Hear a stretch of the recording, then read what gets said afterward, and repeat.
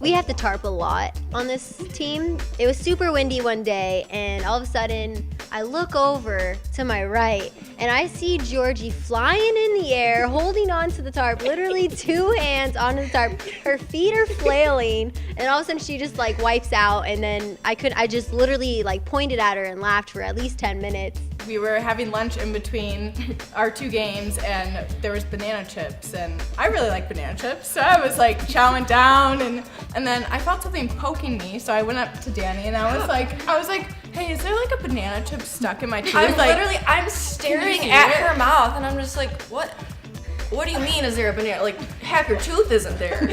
At Western Michigan, we all like jumped on Kyle.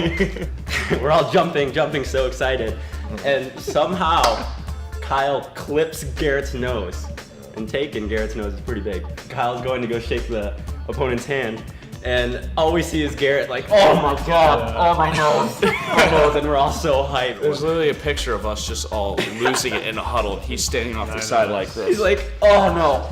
Oh. The day after Coach Loddick told me I would be on the team, he was like, look, you can be on the team, but like I need you to take it very seriously. I need you to get in shape. I mean, clearly I'm a stellar athlete now, but a year ago I was a little scrawny, a little chubby, and he came into the team room and saw I was eating a can of Pringles, and he was just like, Jason, what are you doing? And I threw out the Pringles. Never eaten a Pringle since then. So we were going to Puerto Rico, and our coach texted us all week, do not forget your ID. So we all brought our IDs. She checked to make sure we had our IDs when we got in the bus, when we were at the airport, and we were all checking in, and lo and behold, the one person that forgot her ID was our coach. Me and Coach Wagamon have a very unique relationship. First 5 minutes going into practice, I saw him, he had a little smirk on his face, so I walk up to him and I did a little barrel trick. I threw my bat at him, trying to catch it and hold it and, get a little flinch out of him. Unfortunately, I let go of the bat and it hit him right in the face and gave him a bloody nose, possibly broke his nose. We were going to the beach during fall camp a couple years ago, and one of the guys brought a little boombox stereo, whatever you want to call it, on the bus, and we all started singing Boom Clap.